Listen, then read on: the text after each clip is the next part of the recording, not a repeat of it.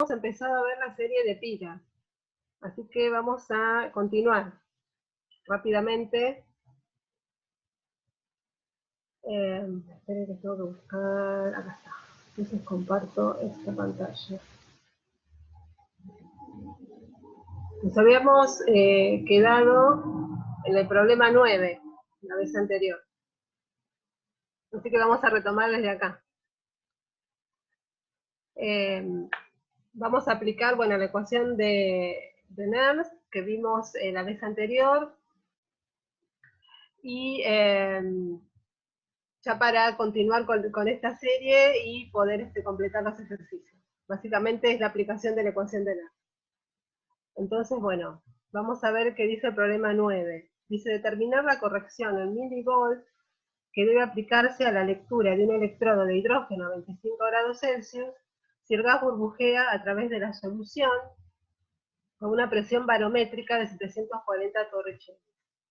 La presión de vapor de la solución puede tomarse como la del agua a 25 grados Celsius, es decir, 23,7 torricelli.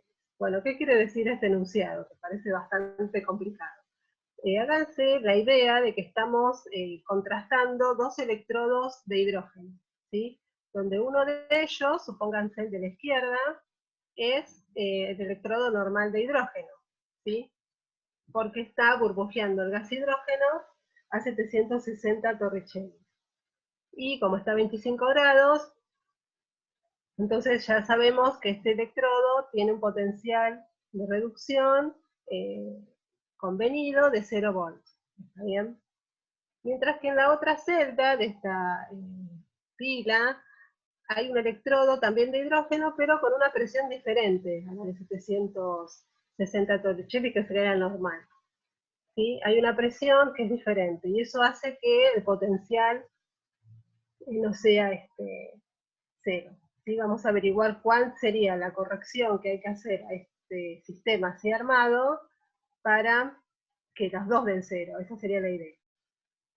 O para que den el mismo potencial.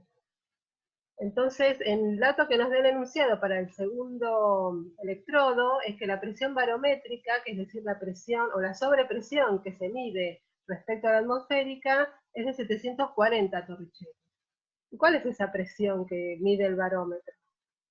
Bueno, sería la presión de hidrógeno, y por lo que dice el enunciado tenemos que considerar una presión de vapor de agua de la solución que vale 23,7 torricelli.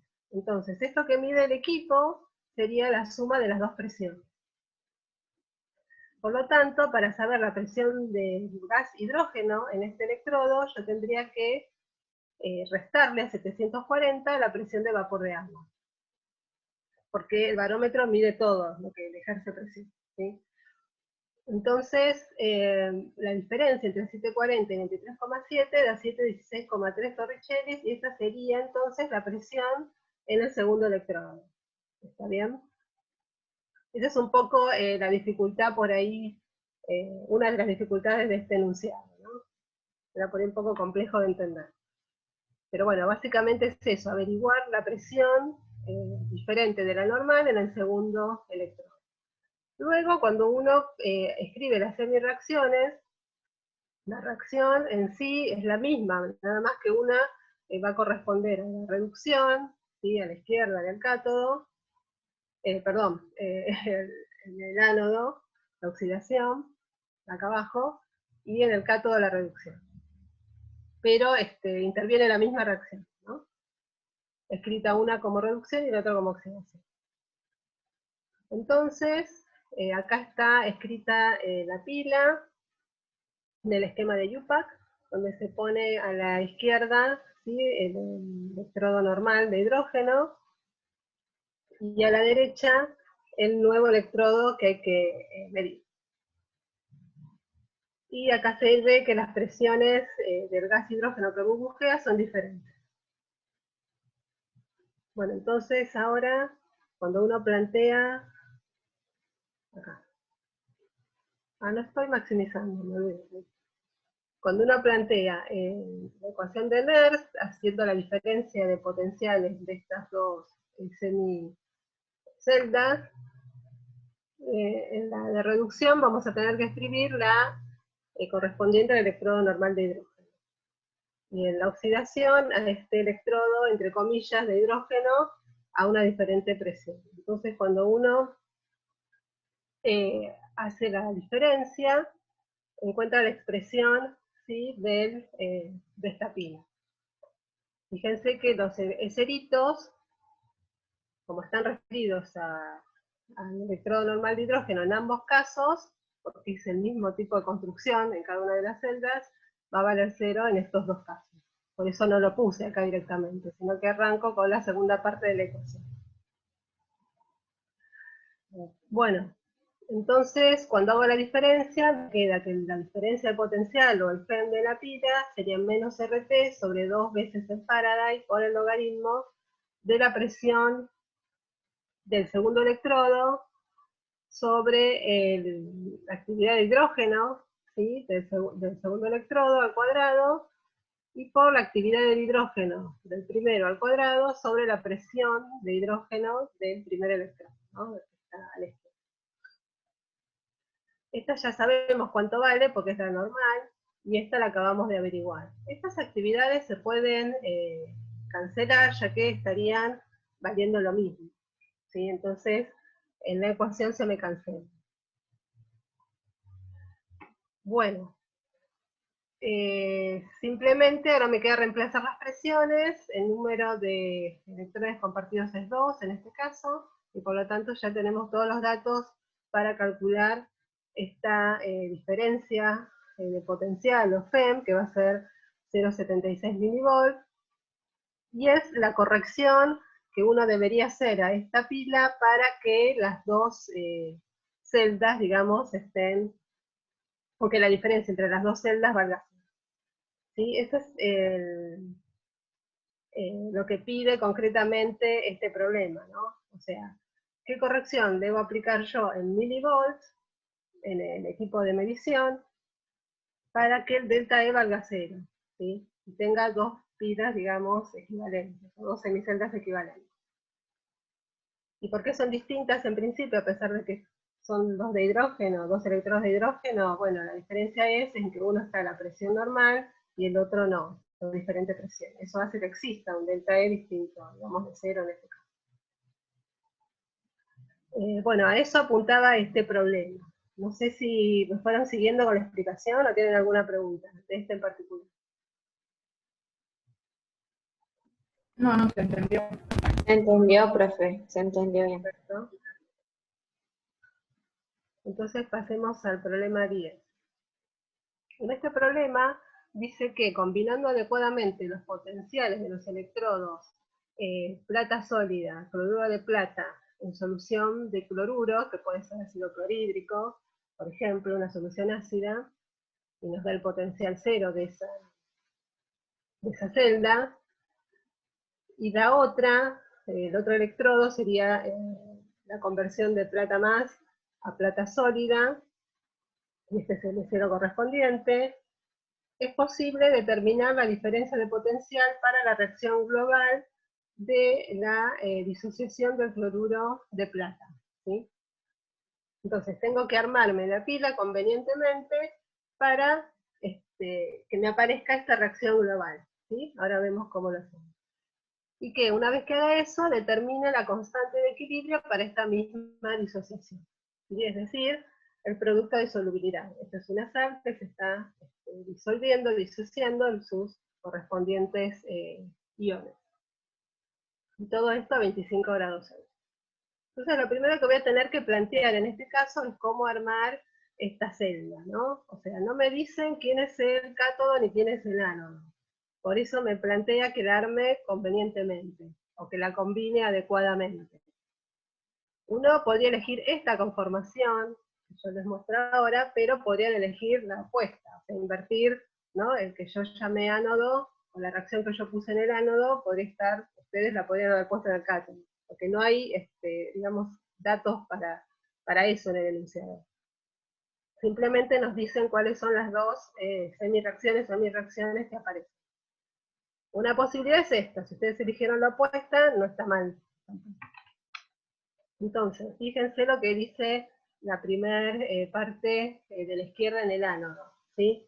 Yo elegí la conversión de plata sólida a cloruro de plata precipitada, ¿no? O sea, en una solución acuosa de iones cloruro, que puede ser una solución de ácido clorhídrico, ¿no? Podría ser tranquilamente. Eso en el lado del ánodo. Y en el lado del cátodo, la otra semireacción, que sería el pasaje de plata, ¿sí? Acuosa, o plata más, a plata cero, ¿sí? Acá se está reduciendo la plata, y acá se está oxidando la plata en este otro electrodo. Entonces, cuando escribo, ¿sí?, las semireacciones, en el cátodo voy a tener que escribir la reducción, es decir, el pasaje de plata más a plata cero, con un electrón. Mientras que en el otro caso, en el ánodo, me queda el pasaje de plata cero en presencia de cloruros a cloruro de plata, ¿sí?, más un electrón. Acá intervienen solo un mol de electrones. Y por lo tanto, la reacción global me queda que plata más cloruros es reemplazar cloruro de plata. Fíjense que acá me aparece el producto de solubilidad, pero invertido, ¿no? El producto de solubilidad sería el pasaje de sólido a los iones, y acá me quedo de los iones al sólido. O sea que si lo hubiera planteado al revés, me quedaba más acorde al producto de solubilidad. Pero bueno, no importa. De alguna manera yo me puedo arreglar con esto para resolver lo que dice el ejercicio. Acá les recordé que el KPS para el producto de solubilidad tiene esta expresión. Es la actividad de los iones plata por la actividad de los iones cloruro, ¿sí?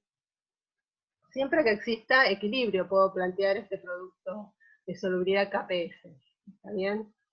Ahora vemos en qué interviene esta condición. Pero bueno, una vez que escribí, ¿sí?, las semireacciones, voy a la ecuación de Nernst, a plantear la diferencia de potencial. Escribo primero la de reducción, o sea, de plata más a plata cero, ¿sí?, la del cátodo. Bueno, como ya sabemos, L0 menos RT sobre NF, que sería el N igual a 1 en este caso, por el logaritmo, ¿sí?, del plata más sobre, perdón, plata cero sobre plata más, es decir, reducido sobre oxidado.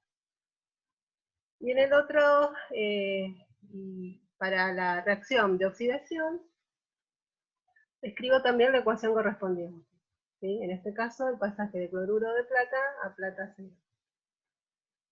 ¿Sí? Entonces acá está el potencial cero de esa reacción, menos RT sobre NF por el logaritmo, y ahora fíjense que tengo que poner la actividad de cloruros sobre la actividad, ¿sí?, de cloruro de plata.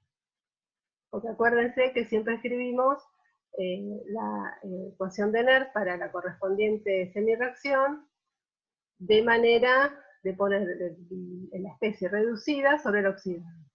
¿Está bien? Las especies que aparecen en la reacción en el sentido de la reducción. Es decir, me queda invertida en cuanto a lo que escribí acá. Eso es lo que les quiero indicar, ¿sí?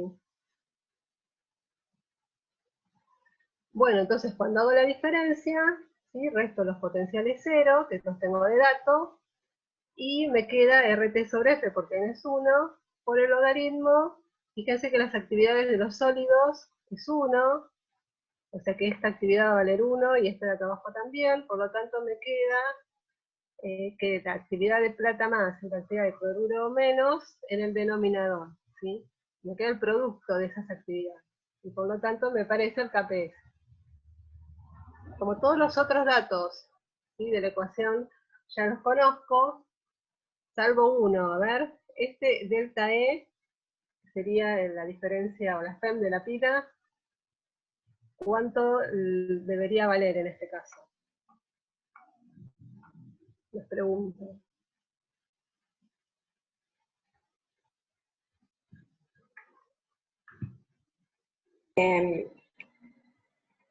Si se supone que, como dice ahí, tenemos que considerar el equilibrio, tiene que ser. Exacto. En este caso particular, como quiero escribir KPS acá abajo, sí o sí tengo que plantear la condición de equilibrio, ¿sí? Si no, lo que tengo acá es un QP. ¿Se acuerdan del QP versus el KP? ¿Sí? Sí, Entonces, como quiero averiguar el KPS, planteo la condición de equilibrio para esta pila. Entonces, en ese caso, el delta G tiene que ser 0, y por lo tanto, el delta E o el FEM de la pila tiene que ser 0 también, ¿sí? Porque se relacionan de esta manera.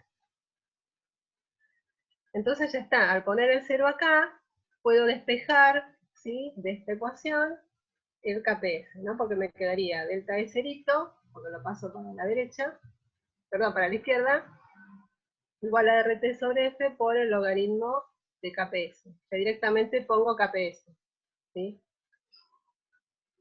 Y bueno, y cuando despejo, me queda ya, cuando resuelvo, reemplazo por los datos, ya me queda el valor de KPS. Una pregunta. Sí, No entendí por qué la actividad del cloro se fue para abajo. porque acá estoy restando, ¿ves? Sí. Entonces cuando opero, ¿sí?, se me invierte este logaritmo. Vos lo que tenés que Ah, hacer ok. para no confundirte es escribir esta tal cual y esta dada vuelta. Ah, perfecto. Y ahí te va a quedar. Ok. Pero si vos desarrollás paso a paso esta diferencia, este te queda negativo y este te pasa positivo. ¿Ves? Sí. Tenés este menos que te da vuelta el logaritmo. Eso es lo que pasa. Ok, perfecto, gracias. Bueno, acá me está faltando un -1, porque esta PS a la -1, ¿no? Porque me quedo abajo. Estoy viendo que me falta eso. claro, eso le iba a consultar. Sí.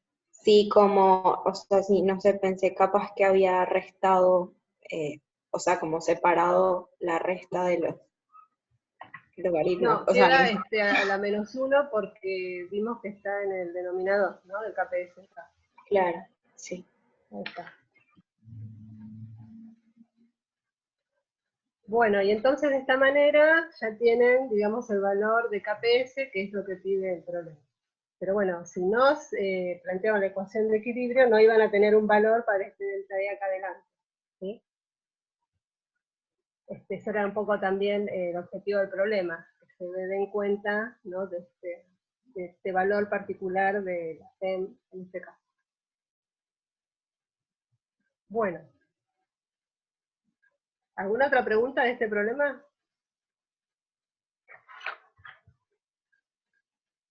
Seguimos con el siguiente.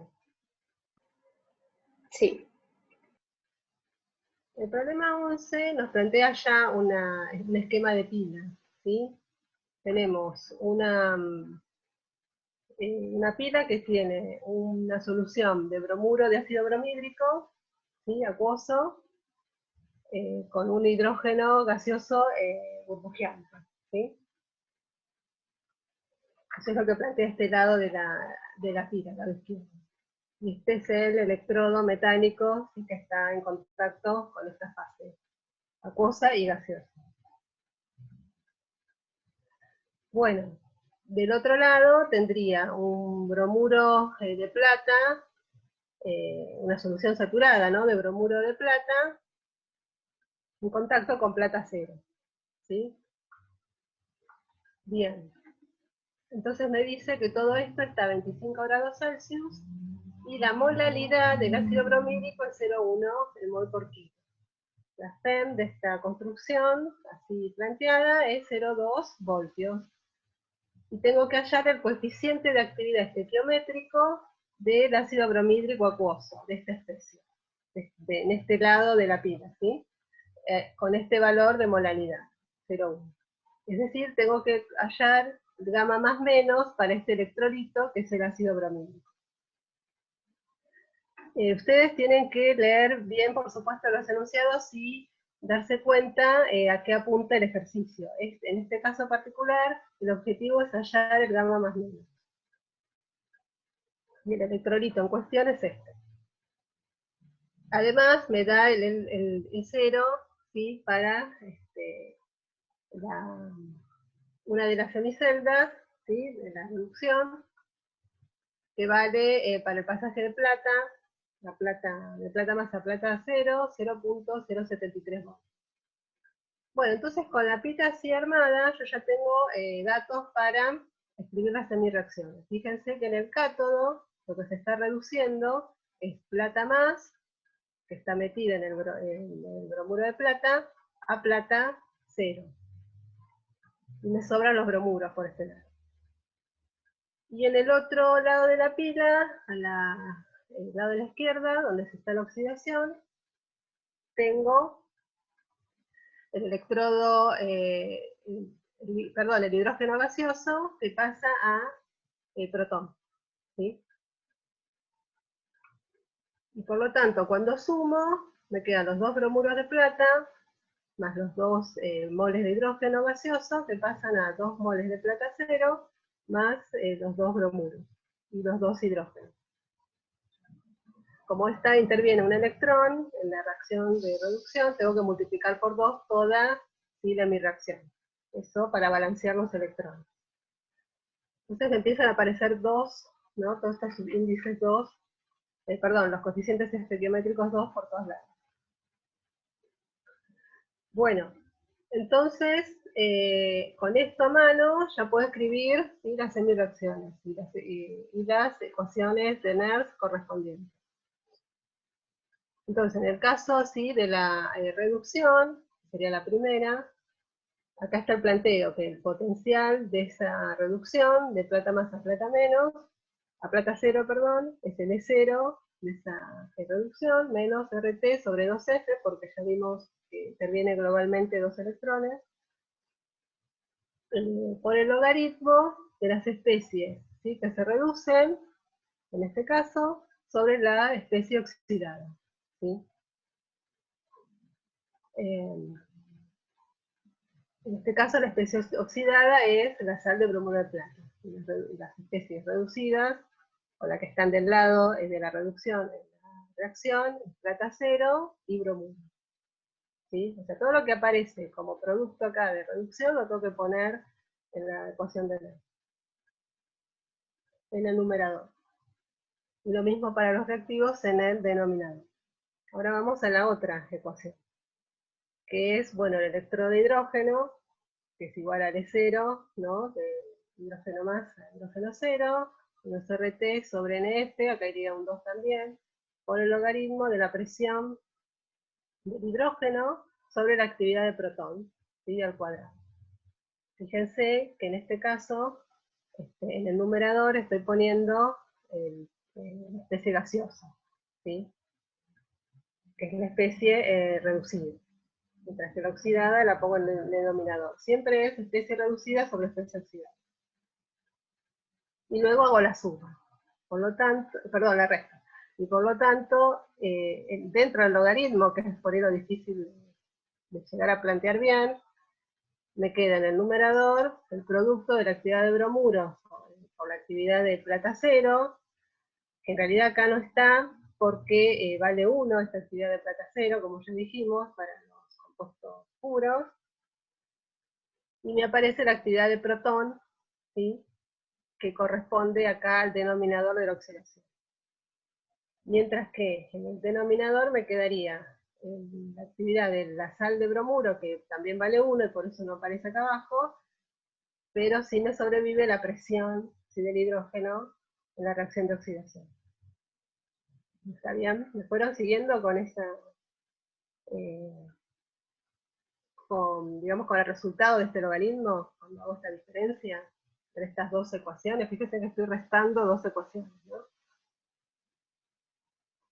Todo lo que es sólido se va con actividad 1, o sea que esto me desaparece, pero me sobrevive bromuro acá arriba, protón acá arriba, ¿sí?, porque invierto la de abajo, y presión de hidrógeno en el denominador. Bueno, El pecerito vale 1, ¿no? sí, vale 1. Ah, perfecto. Bueno, ahora, hasta acá, esta parte era lo que ya veníamos haciendo. Acá viene un poco lo nuevo. Como el problema me pide hallar el gamma más menos del ácido bromídrico, tengo que encontrar la forma de que me aparezca. Entonces, en vez de en la ecuación de Nernst resultante escribir las actividades, voy a reemplazar las actividades por las expresiones correspondientes donde intervienen la molaridad de la especie catiónica, en este caso, por el gamma del catión. ¿Sí? En este caso, la actividad, por ejemplo, de protón, ¿cómo la puedo reescribir? Como la molaridad de protón por gamma de protón. ¿Sí? Mientras que la de bromuro, la actividad de bromuro sería la molaridad de bromuro por el gamma de bromuro. ¿Sí? Fíjense que acá abajo hice esos reemplazos, según estas ecuaciones, que eso lo habíamos visto la vez anterior, ya la clase pasada, cómo escribir las actividades de las especies iónicas, en función de sus coeficientes de actividad. Bueno, como tengo los cuadrados acá, no me los tengo que olvidar, y la presión de hidrógeno, que tampoco me la tengo que olvidar. Acuérdense que es dato esta presión también. Bueno, si yo voy operando en este numerador, fíjense que M más y M menos en este caso valen lo mismo por cómo se disocia el ácido bromídrico. ¿Sí? Es un ácido fuerte y por lo tanto la molaridad inicial va a coincidir con la molaridad del catión y del anión. ¿Sí? Por eso acá puedo escribir directamente esa molaridad del ácido bromídrico a la cuarta, porque este está al cuadrado y este está también al cuadrado, es el paréntesis, y directamente escribo M a la cuarta. ¿Sí? Mientras que los gamma más y gamma menos quedan cada uno elevado a la cuarta. Ahora bien, perdón, al cuadrado. Ahora bien, recordemos cómo se relacionan estos gamma más y gamma menos con el gamma más menos. Acuérdense que yo tenía una relación que los vinculaba, que era esta, ¿no? Gamma más menos a la nu, por gamma más a la nu más, por gamma menos a la nu menos. Acá ya los nu más y nu menos los reemplacé para esta ecuación en particular. ¿Sí? Entonces, ¿cuánto vale nu? Nu más y nu menos. Bueno, vale 1 cada uno porque se disocia 1 a 1, y por lo tanto el nu total es 2. Entonces la ecuación que vincula estos gamma me queda gamma más menos al cuadrado por gamma más por gamma menos. ¿Sí? Eso, esta relación la tienen que manejar bien para los electrolitos fuertes. Por lo tanto, cuando acá me aparece el producto de gamma más y gamma menos, puedo reemplazar por gamma más menos, ¿sí? Pero como acá los anteriores estaban al cuadrado, esto lo tengo que elevar al cuadrado de alguna manera. Esta expresión de arriba, miembro a miembro elevada al cuadrado, me queda esta de abajo. ¿Sí? Que gamma más al cuadrado con gamma menos al cuadrado es gamma más menos a la cuarta, que es lo que se pone acá. Entonces ya logré que aparezca en la ecuación de Nernst el gamma más menos de este electrolito. El resto son datos conocidos y por lo tanto puedo despejar gamma más menos de esta ecuación. ¿Sí? Bueno, me queda un despeje medio estrambótico, que acá lo traté de escribir. Pero bueno, simplemente es pasar el delta I 0 para la izquierda. Luego me queda multiplicando el 2 Paradise y dividiendo el RT. Tengo que aplicar exponencial el número E para sacar este logaritmo. Luego paso multiplicando la presión de hidrógeno y dividiendo M a la cuarta. Y como gamma más menos está a la cuarta, no me queda otra que sacar raíz cuarta. Y ya está, y ya lo pude hallar, porque el resto de los datos los conozco. ¿Sí? Una pregunta. Bueno, sí. ¿El Acá M tiene tengo un subíndice? Porque no se llega a ¿Cómo? ver. ¿El M tiene un subíndice? Porque no se llega a ver en la segunda ecuación. En esta Sí, es un más. es M más por gamma más y M menos por I menos. Ah, ¿Sí? ok, Esta es la que perfecto. corresponde a la actividad de bromuro y esta corresponde a la actividad de protón. Perfecto, ok, Son estas de acá, mirá, son estas de acá arriba. perfecto. ¿Sí? Eh, Acá, chicos, esperen que estoy viendo que tengo un RT de más. Este de acá, me quedó de más.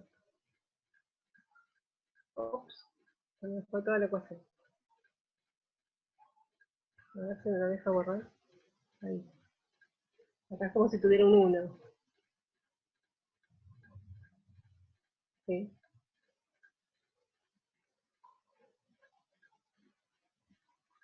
Porque no me aparecía 2 veces y no podía hacer.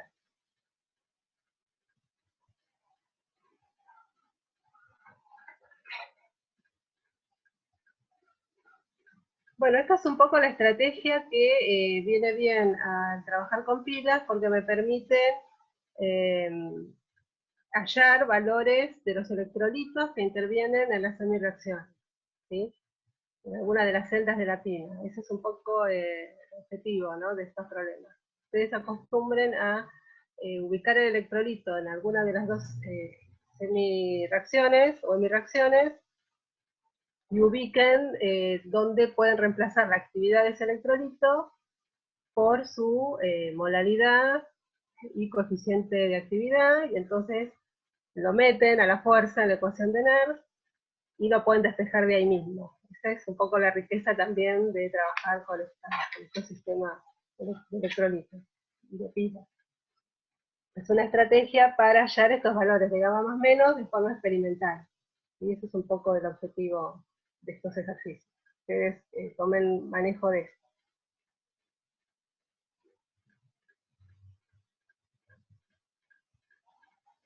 Bueno, ¿les quedó claro este problema? Porque esto es clave. Sí, profe, creo que sí. Bueno, entonces hagamos el último, que es bastante parecido. Así ya terminamos. Y bueno, a lo mejor pueden ver algo de cinética a continuación. Bueno, el último ejercicio es un ejercicio de parcial, así que presten atención. Tenemos a 25 grados la FEM de la siguiente pila, ¿sí?, que vale 0,612, o sea, 0,612 voltios. Y acá está planteada ya el esquema de la pila. Tengo hidrógeno que está burbujeando en una solución de ácido sulfúrico, ¿sí? Y del otro lado, mercurio líquido en presencia de sulfato de mercurio sólido, ¿sí? Y me pide, calcule el delta G de la reacción que ocurre en la pila, de acuerdo al esquema que ya se presenta, ¿no? Y me pregunta si es espontánea la reacción. Bueno, como para saber si es espontánea la reacción, tengo que ver si el delta G es negativo, bueno, planteo la ecuación para el delta G. Eso ya lo habíamos visto. El delta G es menos el número de moles de electrones que intervienen por el Faraday por el delta de potencial o FEM, que es dato, ¿sí? Entonces, bueno, directamente reemplazo 2 moles. Si no se dan cuenta de los moles, bueno, pueden plantear las semireacciones primero para chequear eso. Por el Faraday y por el delta E. Entonces fíjense que me da, como el delta es positivo, obviamente el delta G me va a dar negativo. Y eso hace que ya pueda concluir que esta pila así construida va a funcionar bien como pila, es decir, espontáneamente se va a dar que el sulfúrico, perdón, que el sulfato de magnesio transforma el mercurio, sulfato de mercurio, no de magnesio, el sulfato de mercurio transforma el mercurio cero, mercurio más 2 en mercurio cero, y que se está oxidando, ¿sí?, el gas hidrógeno a protón. Es decir, como está escrita la pila, va a funcionar de manera espontánea. Esa es la conclusión para el punto A. Como el dato delta E ya lo conozco, es sencillo averiguar el delta G. Veamos las semireacciones por si tienen dudas con el número de electrones, ¿no?, el número de moles de electrones. Entonces justamente a eso apunta el punto B. Escriba las semireacciones que ocurren en el ánodo y en el cátodo e indique la polaridad de los líquidos. Bueno, entonces, por cómo está planteada la pila, ¿sí?, en el cátodo lo que está pasando es que el sulfato de mercurio pasa a mercurio cero, ¿sí? y me sobran los sulfatos que los pongo en la reacción. Y intervienen 2 electrones, ¿sí? Porque pasamos de mercurio más 2 a mercurio 0. Y en el otro extremo, en el ánodo, está, bueno, la oxidación del gas hidrógeno. Por lo tanto, la reacción global es sulfato de mercurio más hidrógeno gaseoso, que pasa mercurio 0, más bromuro, perdón, este bromuro no, más sulfato. Tengo que poner estos sulfatos. Más los protones.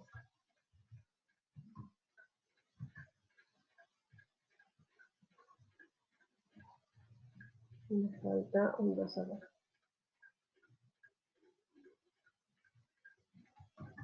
Ya está. Bueno, entonces el punto B, ¿sí? Hasta acá ya estaríamos cumpliendo con ese ítem, ¿sí?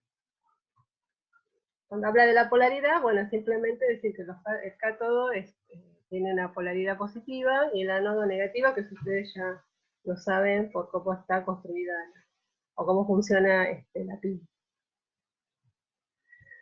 Bueno,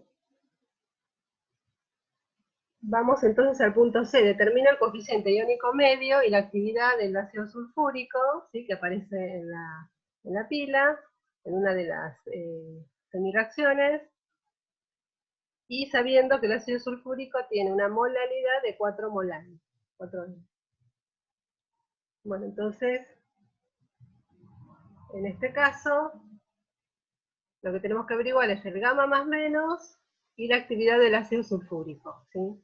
Acá yo escribí la ecuación de disociación del sulfúrico. Fíjense que me libera 2 moles de protones y 1 mol de sulfato. Por lo tanto, tengo que tener cuidado acá con la concentración de los cationes, ¿sí? Que se duplica respecto a la inicial del ácido.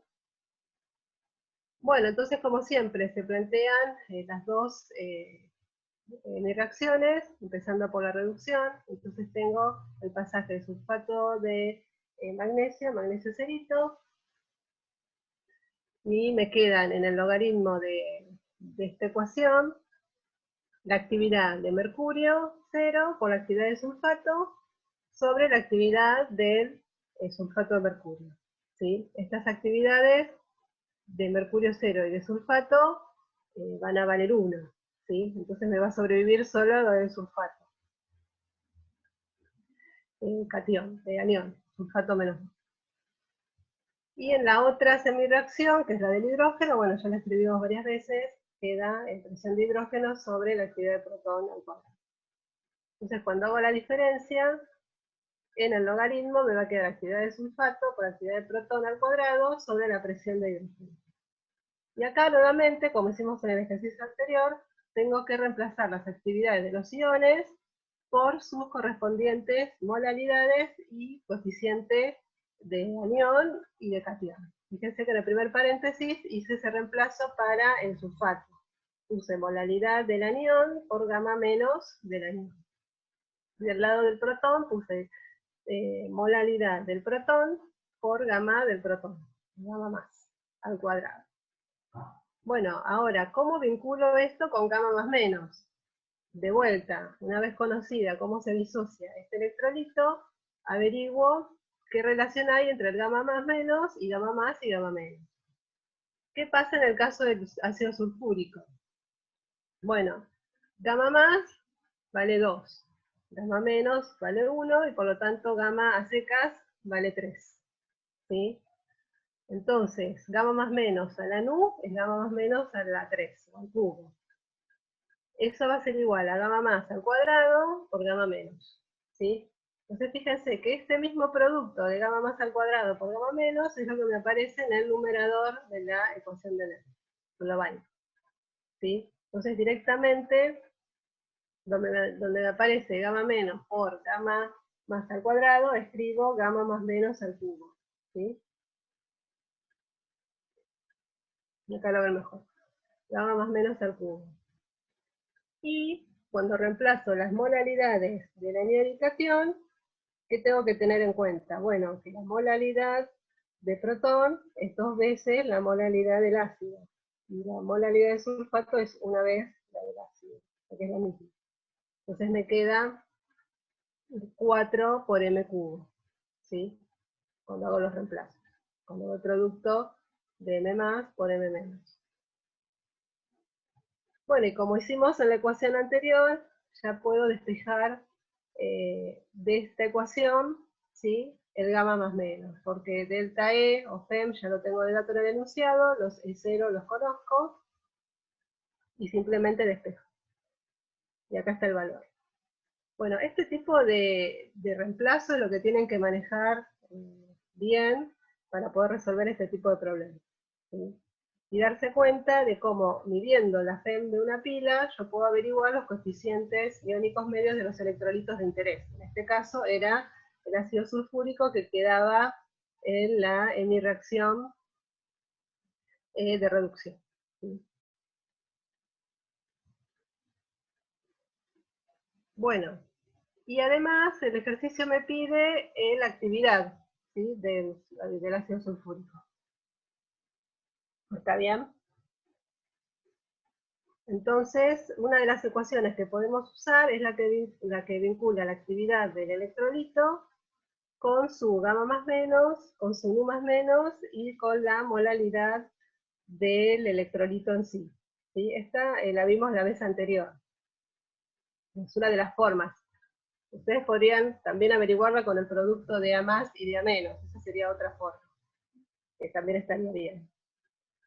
Pero bueno, cuando hacemos el uso, ¿no?, o usamos esta expresión, ya el gamma más menos lo acabo de averiguar, la molaridad de este ácido ya la conozco, es 4, y me faltaría averiguar el gamma más menos, perdón, el nu más menos. El nu más menos se vincula con el nu más y el nu menos, de la misma manera que se vinculaba el gamma más con el gamma menos, ¿sí?, tiene la misma expresión. Entonces, para averiguar cuánto vale nu más menos, reemplazo, ¿sí?, nu, que vale 3, nu más, ya vimos que vale 2, entonces me queda 2 a la 2, y nu menos vale 1, así que me queda 1 a la 1. Por lo tanto, nu más menos al cubo vale 4, ¿sí? Y por lo tanto, nu más menos es raíz cúbica de 4, que es lo que puse acá.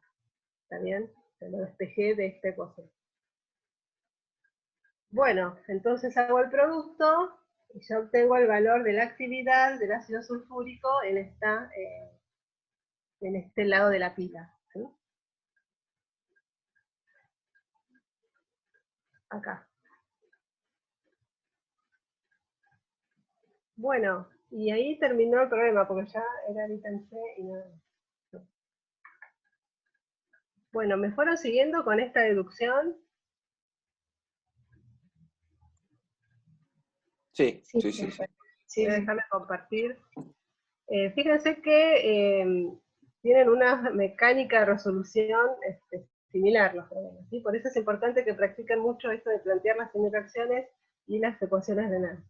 Luego restarlas y obtener la ecuación de Nernst global, donde van a aparecer las actividades que son incógnitas, y por lo tanto, donde voy a poder reemplazar en ese valor de actividad el gamma más o el gamma menos, para que me aparezca el gamma más menos. Eso es un poco lo que se pretende que manejen, ¿está bien?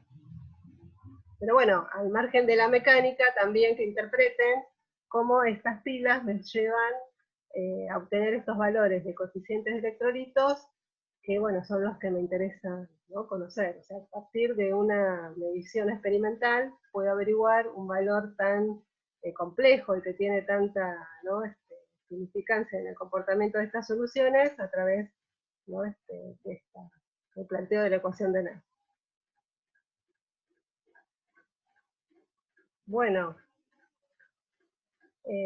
ahí les voy a poner el PDF entonces con todas las resoluciones y lo pueden rever y practicar.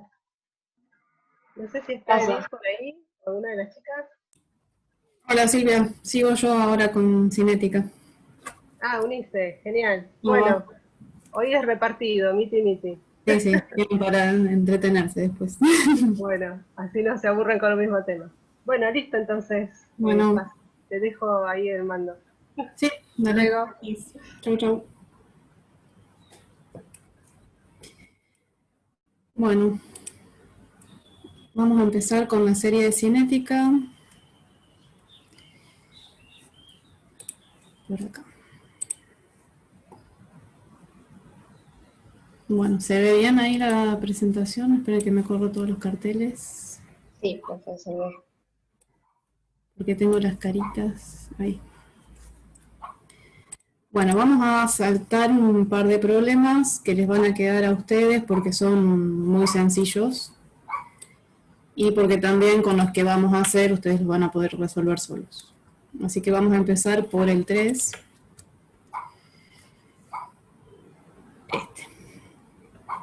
El problema 3 nos dice, por comodidad experimental, cuando se trata del estudio cinético de reacciones que ocurren en fase gaseosa, las ecuaciones cinéticas suelen expresarse en presión en vez de concentración. Para la reacción A que da C más D, se determinó que la ecuación cinética correspondiente a su mecanismo de reacción expresada en función de la presión parcial de A es esta expresión, ¿sí? Y nos pide tres cosas, que demostremos que la constante Kp es igual a esto. Nos pregunta cuál es la constante cinética de velocidad en esta reacción. Y nos pregunta si esta relación es válida para cualquier reacción de orden n, es decir, para cualquier valor que tome n. Entonces vamos un poco por el principio. Hoy ustedes vieron con Ana lo que es la definición de la velocidad de reacción. Entonces, en este caso nosotros vamos a trabajar con R. Ustedes vieron hoy J, ¿sí? Que era en función del número de moles.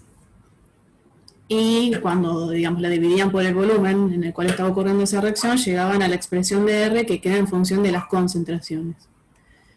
Y tenía este tipo de expresión, donde este nu-A es el coeficiente estequiométrico, y esto sería la velocidad de desaparición de A. Desaparición porque A en este caso era reactivo. Y seguimos con la misma convención en cuanto a los signos para los coeficientes estequiométricos. De reactivos van a ser negativos, de productos van a ser positivos. Y esta es la expresión cinética, ¿sí? La constante cinética multiplicada por la concentración de A elevado al orden de reacción que nosotros no lo conocemos en este caso. Entonces lo que plantea el problema es que cuando uno está trabajando en reacciones en fase gaseosa, en lugar de trabajar con concentraciones, simplemente por conveniencia experimental, que si es en fase gaseosa es muy sencillo medir la presión, puedo llegar a una expresión similar, pero en términos de presiones parciales. Entonces, para llegar a esa expresión, lo que vamos a hacer es simplemente reemplazar la concentración de A por la ley de gases ideales. ¿Sí? Tengan en cuenta que la concentración de A es igual a ¿qué? Al número de moles de A dividido el volumen. Entonces, reemplazando esa relación por la ley de gases ideales, nos queda esto, ¿sí? Lo reemplazo en ambos lados. Entonces, en lugar de derivada de la concentración de A, voy a tener la derivada de la presión parcial de A sobre RT. Y lo mismo con la otra concentración de A, pero en este caso va a quedar elevada a la N. Entonces, de ahí lo único que resta es operar matemáticamente. ¿Sí? R y T son constantes, así que las puedo sacar de la derivada y las pasé para el otro lado. Todo eso en un solo paso. Y RT en este caso lo tengo dividiendo y elevado a la N. ¿Sí? La potencia se puede distribuir en este caso. Así que llevo a esta expresión. ¿Sí? Estos son todos pasos matemáticos. Lo único que hicimos fue reemplazar la concentración de A por la ley de gases ideales para que quede expresada en términos de la presión parcial de A. Entonces, lo que nos pedía era que demostráramos que Kp, ¿sí? De la expresión que nos había dado como dato del problema, era igual a la constante cinética multiplicada por RT elevada a esta potencia, 1 menos n. ¿Qué es lo que nos queda acá? ¿Sí? Cuando yo resuelvo esto, si se acuerdan, digamos, de las reglas de la potencia, un mismo término que esté dividiendo, se restan los exponentes, por eso queda 1 menos n.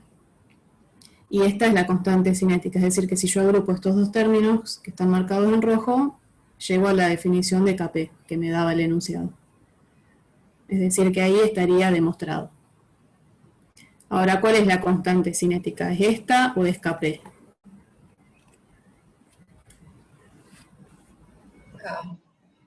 K solo, ¿sí? Esta es la constante cinética. Esto va a quedar afectado en función de cuál sea el orden de la reacción, ¿sí? Por este cambio que yo hice para expresarlo en función de las presiones. ¿Y por qué me pregunta si es válida para todo n? Bueno, porque la expresión que me dieron a mí en el enunciado es esta final. Pero fíjense que si el n es igual a 1, este término en realidad se hace 0, y en realidad lo que me quedaría es esta expresión, no esta. ¿Sí? Sí. Entonces, esta... O sea que si n vale 1, ¿sí? Acá te va a quedar RT a la 0. Entonces, directamente la expresión cinética sería K, cinética, ¿no? La K sola, por la presión de A a la N. O sea, no tendrías un Kp en el caso del orden igual a 1. Ah, perfecto. Bueno, hasta ahí terminaría este enunciado. ¿Hasta acá alguna duda? Una pregunta. ¿Por qué pusiste 1 sobre A? O sea, ¿es lo mismo BA que 1 sobre A? Claro, porque este era, el MUA era el coeficiente estequiométrico, y como me escribieron la reacción, acá me pusieron que era A, el coeficiente estequiométrico. Gracias. No, bueno. Bueno, pasamos ahora al 5.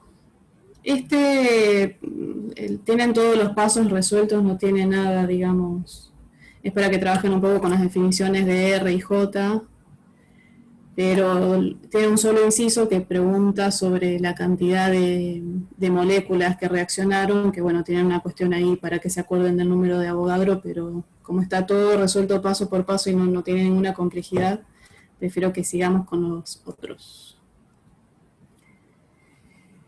Entonces pasamos al 5, que dice: la vida media de una dada reacción es reducida a la mitad cuando la concentración de un reactivo se duplica. Entonces, con ese dato, que está simplemente en palabras, nos pregunta cuál es el orden de la reacción respecto a este componente. Bueno, entonces, primero tratemos de recordar que vieron con Ana qué sería el tiempo de vida media, o la vida media, como dice acá. El tiempo que tarda en reducirse a la mitad la concentración. Claro, es la definición, digamos, que tira el mismo enunciado. Es el tiempo que tardaría en reducirse a la mitad la concentración de un determinado reactivo. Entonces, lo que hacemos es, para resolver este problema, es tomar la definición de la velocidad de reacción y la expresión cinética, ¿sí? Pero para poder resolverla, nosotros tendríamos que saber qué valor tiene n, es decir, cuál es el orden de esta reacción. Pero no lo sabemos, digamos, es lo que nos pide que averigüemos. Entonces lo que podemos hacer es proponer distintos órdenes de reacción, los más comunes, que son 0, 1 y 2, llegar a la expresión del tiempo de vida media para cada uno de esos órdenes y ver cuál cumple con la relación que nos dice acá, ¿sí? Que se reduzca el tiempo de vida media cuando la concentración se duplique. Entonces lo que vamos a hacer, y esto después lo vamos a volver a ver en unos problemas que siguen, es resolver esta integral o esta ecuación diferencial proponiendo un orden de reacción. Entonces, si el orden de reacción es 0, la concentración de A a la 0 es 1, ¿sí? Entonces simplemente voy a tener que integrar esta expresión, que hoy Ana les dijo que todos, si ustedes ven la gráfica de la concentración en función del tiempo, debería darles una recta. ¿Sí? Esto les va a quedar una expresión lineal. Y la integro con los extremos definidos, porque a mí lo que me importa es encontrar el tiempo de vida media, en este caso. Entonces lo voy a integrar desde la concentración inicial de A hasta que la concentración sea un medio de la concentración inicial, ¿sí? Entonces, para ese tiempo, va a ser el tiempo de vida media. Cuando resuelvo, digamos, matemáticamente esta integral, llego a este tipo de expresión. O sea, lo que me dice es que el tiempo de vida media para una reacción de orden cero va a depender de la concentración inicial de A y de la constante cinética. Entonces acá yo podría chequear qué pasaría si yo duplico la concentración de A. ¿Cómo se modificaría el tiempo de vida media? Aumentaría. Claro, sería directamente proporcional, ¿sí? Y no es lo que me dice el enunciado. Por lo tanto, ya este orden no va a ser. ¿Sí? Hasta ahí vamos bien. Se me van Sí. Ahora tendríamos que ver qué pasa si la reacción fuese de orden 1. Entonces, en este caso voy a tener K por CA directamente. Paso para, o sea, separo variables y esta integral va a ser una, en realidad una exponencial, pero bueno, la dejamos en términos de logaritmos, ¿sí? Para integrar. La cuestión es que cuando yo integro en los mismos extremos que antes, ¿sí? Desde la concentración inicial de A hasta la mitad de esa concentración para poder encontrar el tiempo de vida media, veo que llego a este tipo de expresión donde ¿qué pasa? No No se aparece. depende de la concentración. Exacto, el tiempo de vida media para una reacción de orden 1 no depende de la concentración inicial del reactivo. ¿Sí? Por lo tanto, si la duplicara, no vería ninguna modificación en este tiempo. Por lo tanto, tampoco va a ser de orden 1. Y por último, nos queda probar el orden 2, haciendo exactamente lo mismo. Digamos. Resuelvo la integral, ¿sí? Y llego ahora a esta expresión para el tiempo de vida media. Fíjense que en este caso y en este caso que queda en el signo negativo, pero acá tienen el coeficiente estequiométrico, ¿sí? Que tiene su signo. ¿Sí? No les va a dar un tiempo negativo, digamos, eso es lo que quiero que no se confundan. Cuando resuelvo la integral, entonces, para el tiempo, para un orden de reacción 2, ¿qué tipo de relación observo entre el tiempo de vida media y la concentración inicial? Inversa. Inversa. Duplica la Entonces, concentración. Disminuye. claro, entonces en este caso, si duplico la concentración, esto se va a reducir a la mitad. ¿Sí? Sí, sí. Sí, profe. Entonces, el orden 2 sería el que cumple con los datos que yo observé del enunciado. ¿Sí? Bueno, ¿hasta ahí alguna duda? No, todo claro. No, profe.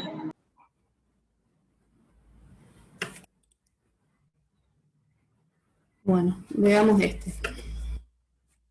Dice, determine A y B en la ecuación de velocidad. Y A y B son los órdenes de reacciones para cada uno de los reactivos, y no es el orden global de la reacción.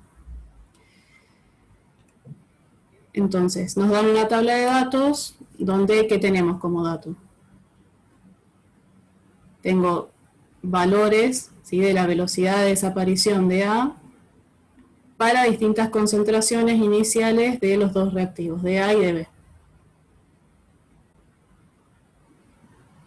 Entonces, tenemos que encontrar los órdenes de reacción para cada uno de los reactivos. Después podemos ver cuál es el orden de reacción global y la constante cinética. Bueno, entonces, fíjense que tenemos en este caso, digamos, una reacción que depende de la concentración de los dos reactivos.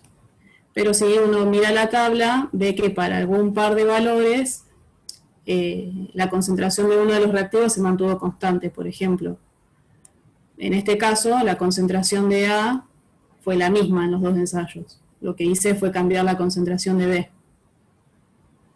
Y los valores que obtuve de la velocidad cambiaron. Entonces yo puedo ir jugando con esos pares de datos donde una de las concentraciones se mantuvo constante. ¿Para qué? Para hacer la división de la expresión cinética entre un punto y el otro y tachar lo que haya sido constante. Por ejemplo, yo acá tomé, o sea, hice la relación entre la velocidad de 0,10 dividido la de 0,05. Entonces me va a quedar la concentración de A elevado a la A, que en este caso va a ser 1 a la A, por la concentración de B, que en este caso fue 2, elevado a la B. Dividido, cuando hago para 0,05, va a ser la constante cinética por CA a la A, que también es 1, dividido la de B.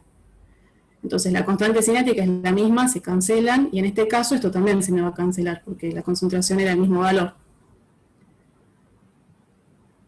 Entonces de acá ya puedo encontrar cuánto vale B.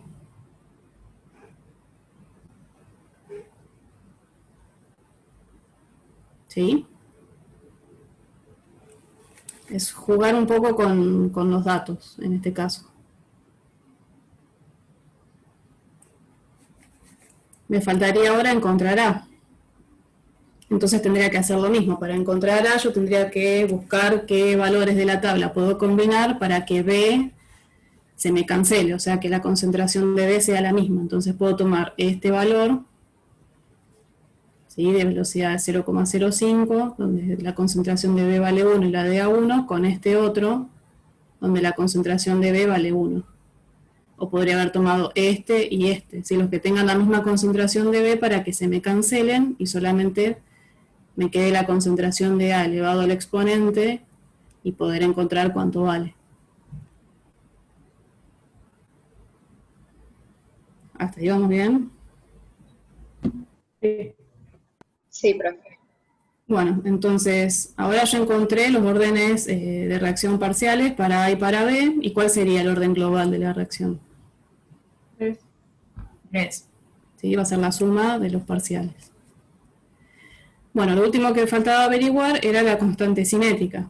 En realidad, nosotros conociendo A y B, podemos tomar cualquier valor de los que tenemos como dato en la tabla y podemos despejar la constante cinética. Pero como tenemos más de un valor, tratamos de hacer una regresión, ¿sí? Entonces, para poder hacer esa regresión, uno tendría que linealizar esta expresión, y la manera más fácil de linealizar cuando tenemos exponentes es aplicar logaritmo.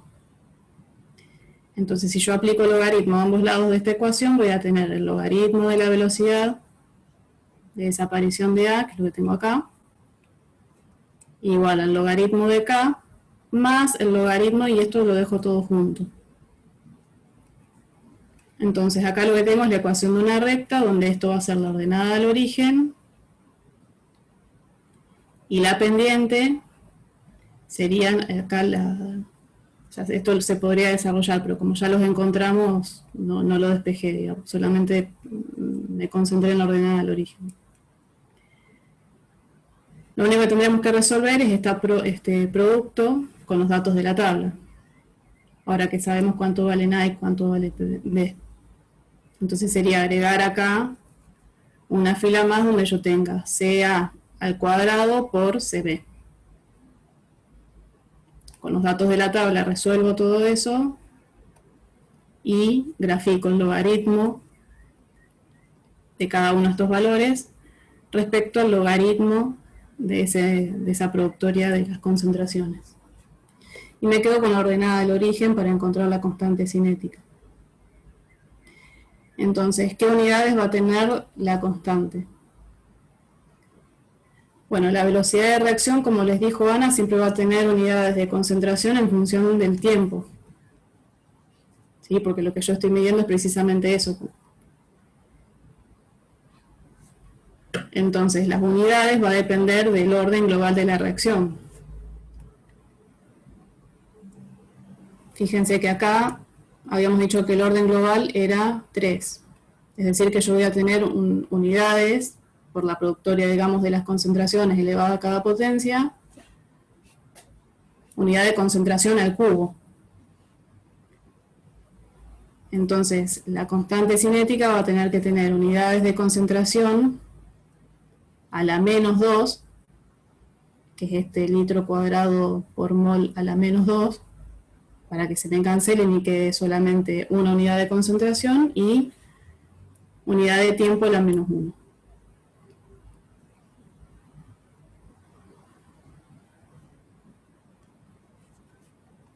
¿Alguna duda? ¿Sí o sí hay que hacer la regresión? ¿O puedes hacer la cuenta directo? Y es el mismo criterio que usamos con los otros problemas. O sea, si vos tuvieses solamente un dato, y bueno, lo calculás ese valor puntual, pero si tenés varios, haces la regresión. Lo otro que podrías hacer es calcular para cada uno de estos valores una constante y bueno, tomar el promedio, pero es lo mismo que hacer la regresión directamente. Claro, porque eso, de hecho, eso fue lo que hicimos, ¿no? En la resolución. O sea, calculaste, digamos, el logaritmo de k para cada valores que ya te dieron en la tabla, ¿no? Claro, sí. O sea, fíjate que acá, por ejemplo, yo tomé este valor, 0,2. Entonces teníamos la concentración de A al cuadrado por la concentración de B. Si haces 0,2 dividido 4, te va a dar exactamente lo mismo que habiendo hecho la regresión, ¿sí? O sea, estos datos están de alguna manera acomodados para que quede todo redondito, pero si fuesen datos experimentales reales, uno haría la regresión para que sea algo un poco más preciso. Porque no estarían tan alineados los valores, ¿sí? Hay problemas que tienen datos un poco más reales y van a ver cómo podemos encontrar el orden de reacción para que mejor ajuste, digamos, a los datos experimentales que uno tiene. Una consulta. ¿Sí? En los ejes, ¿qué sería? En el eje Y estaría el logaritmo de K. En el eje Y es el logaritmo de la velocidad de reacción. ¿Sí? Todo este término es el Y. Ah, Y el X sería este término, logaritmo de CA a la A por CB a la B. perfecto.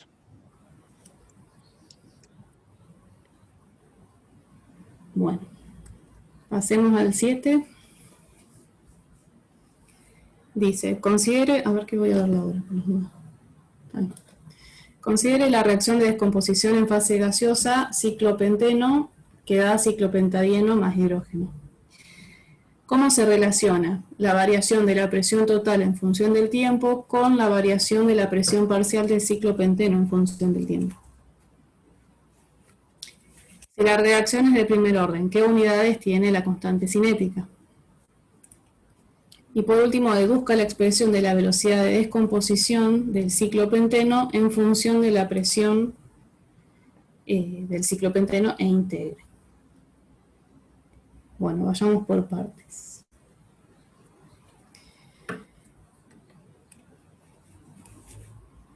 Lo que nos pide en este caso es,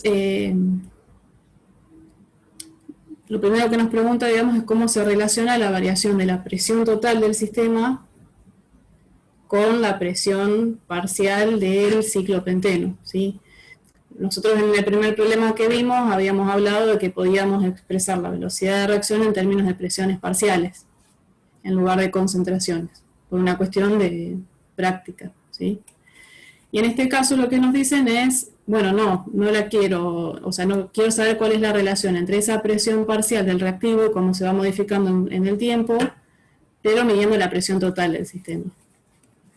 Entonces, hasta acá es como que no nos pide nada particularmente cinética, pero sí que pensemos cómo podemos relacionar esas presiones. Entonces, uno puede llegar a la relación entre las presiones parciales simplemente viendo la estequiometría de la reacción, pero no sé por qué a veces es más difícil de verlo, entonces se los hice con número de moles y vamos a llegar exactamente a lo mismo. En otro de los enunciados que es similar, está planteado de las dos maneras, así después ustedes lo ven con más tiempo. Supongamos que inicialmente solamente tenemos el ciclopenteno, ¿sí? El reactivo. No voy a tener nada de ninguno de los dos productos de la reacción. Y a un tiempo determinado, ¿sí? Que recuerden que Ana les explicó que no era una condición de equilibrio, todo esto que estamos viendo de cinética es precisamente función del tiempo, por lo tanto estamos lejos del equilibrio. en un tiempo cualquiera de reacción, voy a tener una determinada cantidad de moles de A que todavía no reaccionaron, y sí ya se ha formado algo de producto, de B y de C. Entonces yo digo, bueno, ¿cómo sería la cantidad de moles totales que tengo en ese determinado momento desde que inició la reacción? Bueno, va a ser la suma de todo lo que tengo en ese momento, ¿sí? De A, de B y de C. Pero los de B y los de C yo los puedo relacionar con los moles de A, porque estos inicialmente no tenían nada, o sea que todo lo que tengo en ese determinado momento se produjo precisamente por avance de la reacción. Entonces yo sé que los moles de B van a ser, por la relación estequiométrica, digamos que es 1 a 1, va a ser igual a la cantidad de moles de A que reaccionaron. Y la cantidad de moles de A que reaccionaron o que se descompusieron en este caso van a ser la diferencia entre lo que tenía inicialmente y lo que me quedó en ese momento como A, sin reaccionar. Y multiplicado por 2 porque para C es exactamente lo mismo, ¿sí? Porque también tiene una relación 1 a 1 con A. Entonces yo puedo expresar los moles totales todos en función de los moles de A. Me va a quedar 2 veces los moles iniciales de A, menos, y acá que puse, esto sería N de A, después lo corrijo. Esto que dice Pn es Na. ¿Sí? Esto tendría que leerse ahí.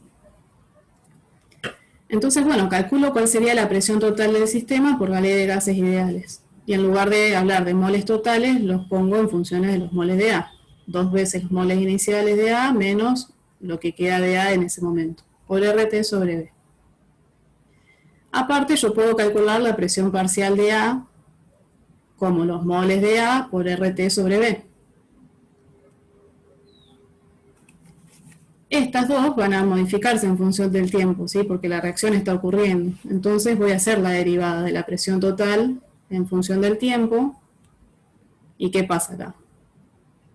Si yo hago distributiva me va a quedar Na0 RT sobre B, que es todo constante, ¿sí? Son todos valores que no cambian con el tiempo. Y el otro término va a ser N menos Na RT sobre B, pero Na sí se modifica con el tiempo.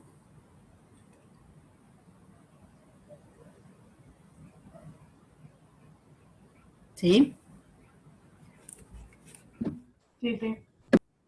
Entonces me quedaría que la derivada de la presión total va a ser RT sobre B por la derivada de menos Na respecto del tiempo. Y si aplico esa misma derivada, pero a la presión parcial de A, me va a quedar Na, o sea, derivada de Na respecto del tiempo por RT sobre B. Es decir, que lo único que cambia respecto a las dos expresiones es el signo.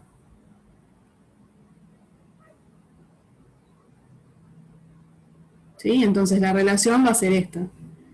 La variación de la presión total va a ser menos la variación de la presión parcial de A en función del tiempo.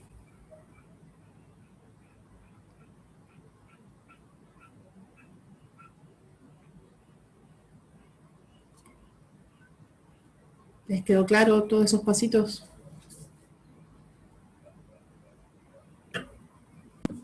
Sí. Sí. Bueno. Esto después lo vamos a usar en otro problema, digamos, con otra relación estequiométrica, pero el mismo razonamiento. Otro que preguntaba era cuál, sabiendo que la reacción era de primer orden, qué unidades iba a tener la constante cinética.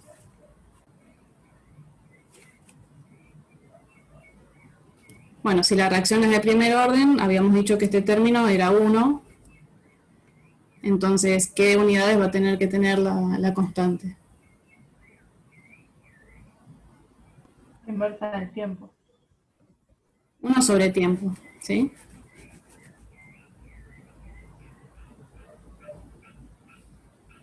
Bueno, para el inciso C nos dice, deduzca la expresión de la velocidad de descomposición del ciclopenteno en función de la presión del ciclopenteno y que integremos, es decir, que resolvamos esta expresión.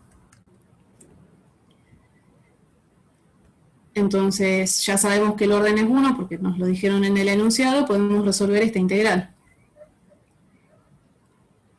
¿Sí? La integral del diferencial de PA sobre PA es el logaritmo Y acá lo único que hice fue despejar ese logaritmo, es decir, que si yo represento la presión de A en función del tiempo, me va a quedar una exponencial decreciente. ¿Sí? Cuando expresan digamos, la ecuación de la curva en general, como nosotros después hacemos ajustes de datos, de tablas de datos experimentales y demás, siempre quedamos con la expresión logarítmica, no despejamos. Pero acá es sencillo ver, igual acá también, qué unidades debería tener K. ¿Sí? Los logaritmos son adimensionales, así que si estoy multiplicando por tiempo, esto sí o sí tiene que ser 1 sobre tiempo, y lo mismo pasa acá con el exponente.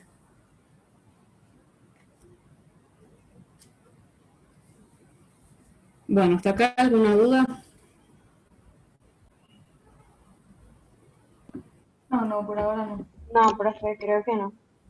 Bueno, hasta acá eran todos problemas como para ir viendo conceptos y una forma de cómo se trabajarían las ecuaciones. Ahora los problemas que siguen, sí son sobre los distintos métodos que nosotros tenemos para, a partir de datos experimentales, encontrar el orden de reacción y la constante cinética de reacción. O sea que ahora sí vamos a empezar a ponerle números a todas estas cosas. Esta vez, digamos, por una cuestión de tiempo, es como que vamos a ir describiendo todos los pasos, pero los cálculos después los hacen ustedes. Total, ya están puestos acá los resultados en la presentación, pero no se queden con eso, con que están acá escritos, háganlos ustedes, porque ahí pueden surgir las dudas. Entonces, empecemos con el problema 8, que dice, en un reactor vacío que se encuentra a 297 grados Celsius, se introduce un gas A, el cual se dimeriza según esta ecuación. O sea, 2 moléculas de A quedan C. Se sigue experimentalmente el desarrollo de la reacción por medición de la presión en función del tiempo, obteniéndose los siguientes resultados. Y nos dan una tabla de datos que en este caso son, ¿de qué? De presión total del sistema en función del tiempo de reacción. Nos dice que determinemos el orden de la reacción utilizando el método de integración y que calculemos la constante de velocidad de la reacción. Entonces, bueno, ustedes vieron con Ana que tienen distintos métodos. Está el método de integración, o el método integral, el método diferencial y también el de la vida media. Esos son los más usados, pero también hay otros más que después los vamos a ver en los problemas de la clase que viene. Entonces, en este caso ya nos dice que utilicemos un método. En general, en los enunciados de los parciales tratamos de ponerles un método, pero si no está aclarado, ustedes pueden elegir el que mejor les salga, digamos.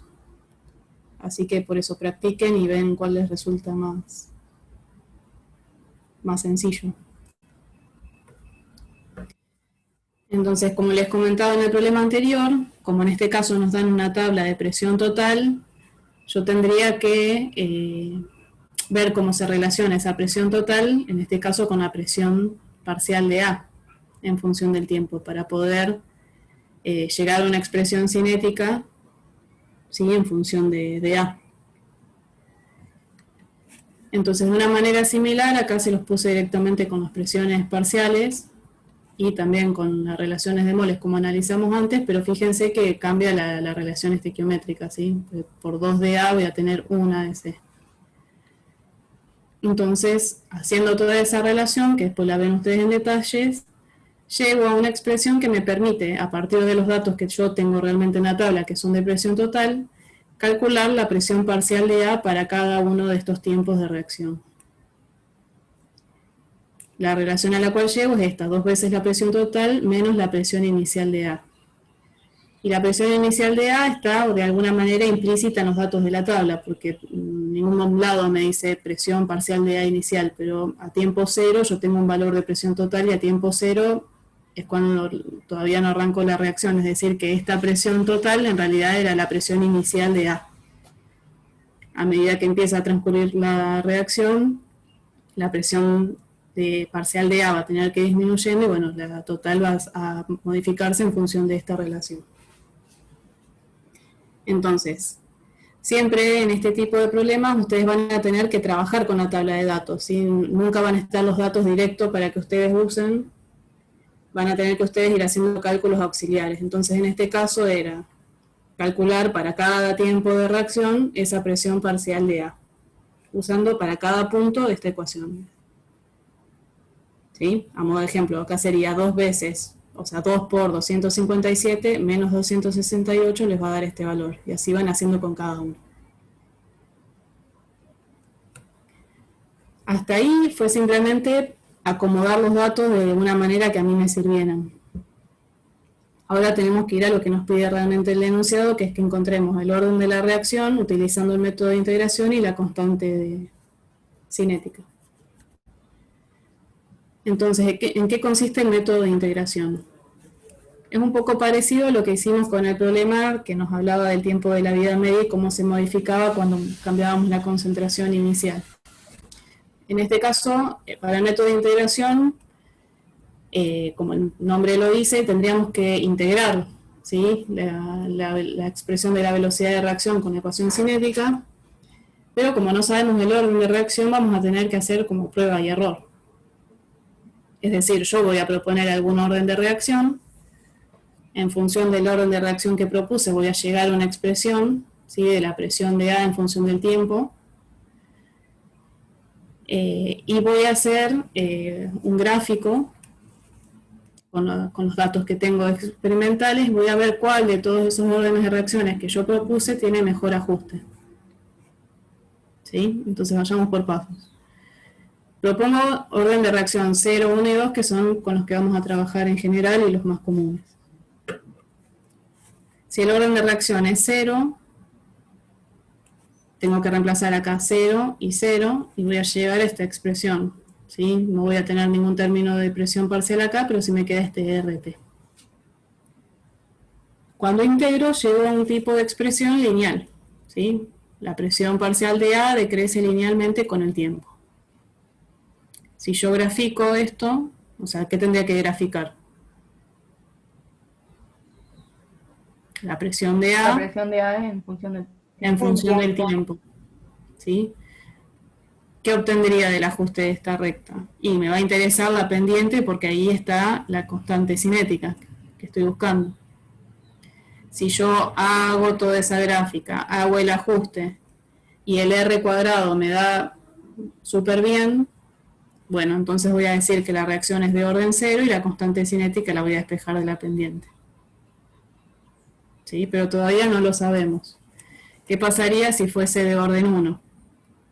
Bueno, hago lo mismo, reemplazo acá 1, 1, esto se va, integro, y esto es lo que les comentaba antes. Dejo la expresión de manera que yo la pueda ajustar con una recta.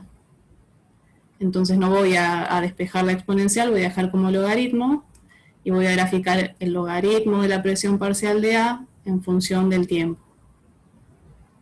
De nuevo me va a interesar la pendiente porque ahí está implícita la constante cinética. Si yo grafico esto, logaritmo de presión parcial de A en función del tiempo, y tengo un R cuadrado muy bueno, voy a decir que la reacción era de orden 1, y de la pendiente voy a despejar la constante cinética.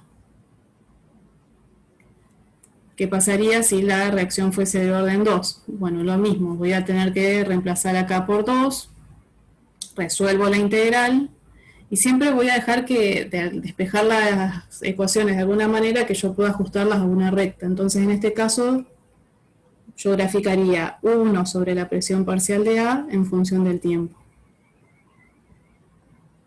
¿Sí? Si bien integré para 3 órdenes diferentes, siempre llegué a expresiones que puedo representar mediante una recta.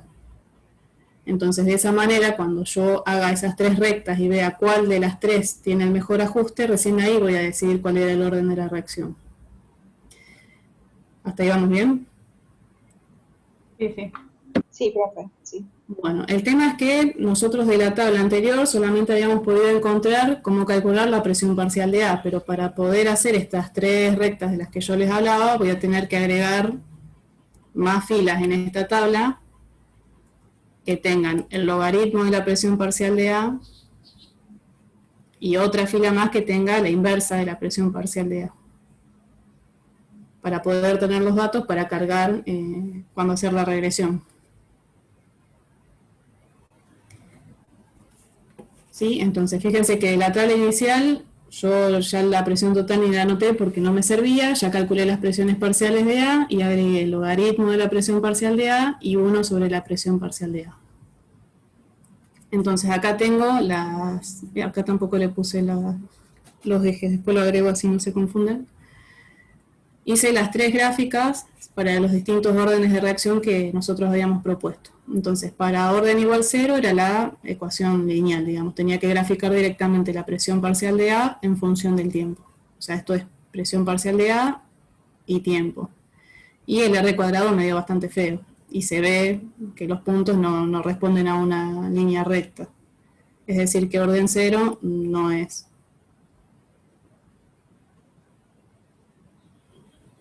¿Sí? Sí. Sí. Para orden 1 habíamos llegado a la expresión que era el logaritmo de la presión parcial de A en función del tiempo que tenía que graficar, que es esto que tengo acá. Y bueno, cuando hago la regresión tampoco me da un R cuadrado muy bueno, da mejor que el 0, pero tendría que probar igual con el 2 porque no puedo decir que este es el mejor ajuste que puedo tener de los datos. Y cuando hago precisamente el ajuste para orden de reacción igual 2, que esto sería graficar 1 sobre la presión parcial de A en función del tiempo, ahí sí tengo un R cuadrado muy bueno y es mejor que los otros dos. Es decir que me quedaría con esta opción. Entonces voy a decir, el orden de la reacción es 2, me quedo con la expresión que corresponde a una ecuación de cinética, digamos, integrada ya, de orden 2, me fijo a que sería igual la pendiente y ahí despejo la constante cinética.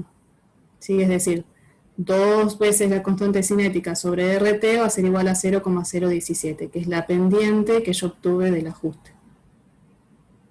Y de ahí despejo cuánto vale la constante cinética. Y de nuevo las unidades, ¿sí? Si es de orden 2, las unidades que tiene que tener correspondientes para una reacción de orden 2.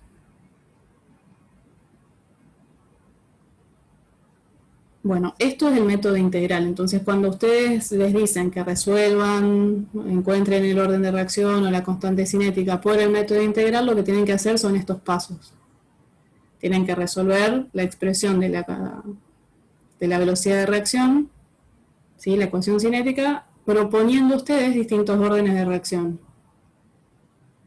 Llevan un montón de cálculos auxiliares, ¿sí? Porque para cada orden de reacción ustedes tienen que de alguna manera transformar los datos para poder ajustar la ecuación a una recta.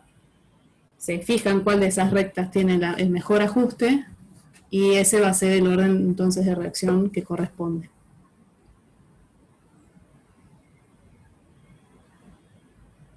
¿Alguna duda? No, todo claro. No. Ahí, cuando obtenemos que el orden de la reacción es 2, digamos, podrían quizás en algún otro problema consultarnos de qué modo es, ¿no? O sea, digamos, si es a qué orden está elevado cada reactivo de la ecuación, ¿no? Explico que cuando ya es... Como el ejercicio anterior que hicimos, que te daba, digamos, la expresión dependía de la concentración de A y de B, pero bueno, ahí tenías los datos, o sea, siempre te vas a dar cuenta porque tenés los datos acomodados para encontrar eso. Acá, fíjate que partías de un solo reactivo, así que no hay manera que dependa de otra cosa. Claro. Pero si fuese el caso que vos decís, no sé, A más B que DC, y los datos te indicarían que puedas encontrarlos, ¿sí? A esa dependencia de cada reactivo. Sí. Pero en general siempre pedimos este tipo de ejercicios, digamos. O sea, uno les da la expresión cinética, pero con los órdenes de reacción que son incógnitos, ¿sí? Perfecto, gracias. Bueno, pasamos al problema 9, donde vamos a ver el método diferencial. Entonces, este problema dice, se estudió la cinética de la siguiente reacción que ocurre en fase gaseosa en un sistema cerrado y termostatizado a 37 grados Celsius. determinándose por cromatografía gaseosa la evolución de la concentración del reactivo A en función del tiempo. Se obtuvieron los datos que se muestran en la tabla adjunta. Entonces tenemos la reacción que es 2A, que da C más D, y en este caso la tabla de datos experimentales es concentración de A en función del tiempo de reacción, es decir, la concentración del reactivo en función del tiempo de reacción, por lo tanto esta concentración tiene que ir disminuyendo, ¿sí? Porque A es reactivo y se está transformando en C y D. Nos pide que determinemos el orden de la reacción aplicando el método diferencial, que fuera explicado en la clase teórica, que calculemos la constante cinética de la reacción, y por último que calculemos el tiempo de vida media del reactivo A. Bueno, entonces, ¿en qué consiste el método diferencial? Fíjense que el nombre ya nos dice cómo tenemos que trabajar. O sea, el método diferencial nos dice que tenemos que trabajar con la expresión diferencial de la velocidad de reacción. Para el integral la integrábamos, para integrarla proponíamos distintos órdenes de reacción. En este caso tenemos que trabajar con la expresión de la velocidad de reacción tal cual está, que es una ecuación diferencial. Lo que yo tengo que hacer es buscar una manera de linealizar esta expresión para, a partir de los parámetros de ajuste de una recta, poder obtener lo que me interesa, que es el orden de reacción y la constante cinética. Entonces, como les mencioné antes, la manera cuando tenemos los exponentes es aplicar logaritmo.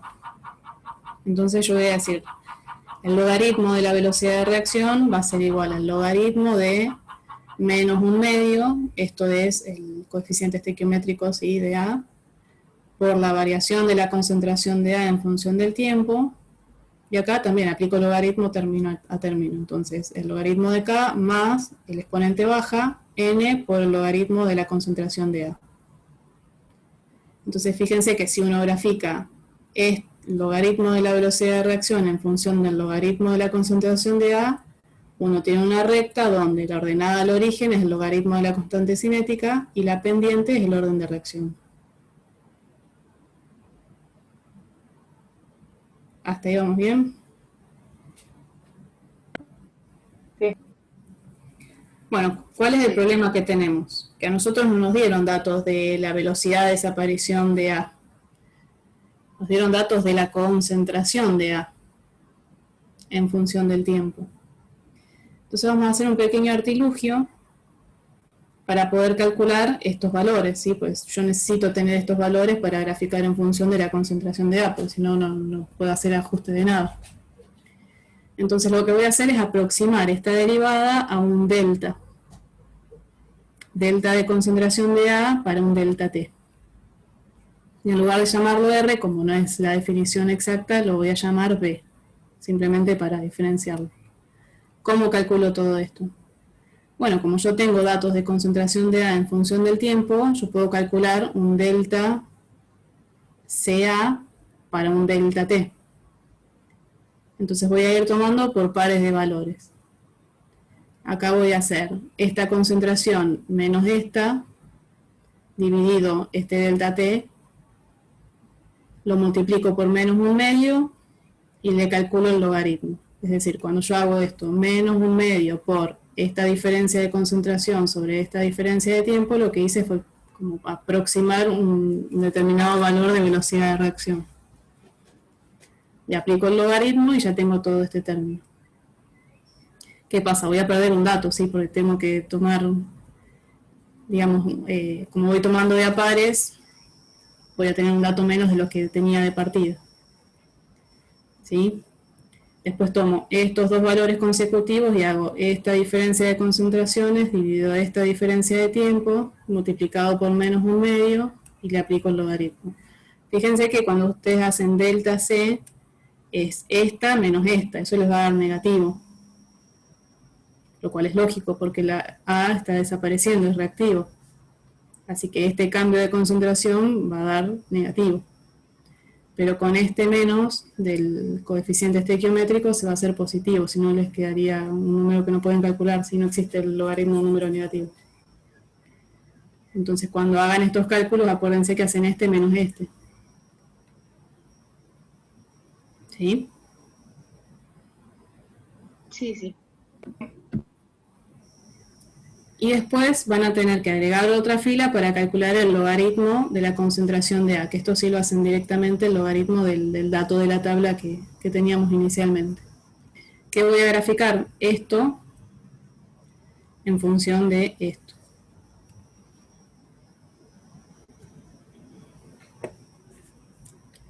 Bueno, tengo este gráfico, este es el logaritmo de B, o lo que nosotros calculamos como velocidad de reacción aproximado, en función del logaritmo de la concentración de A.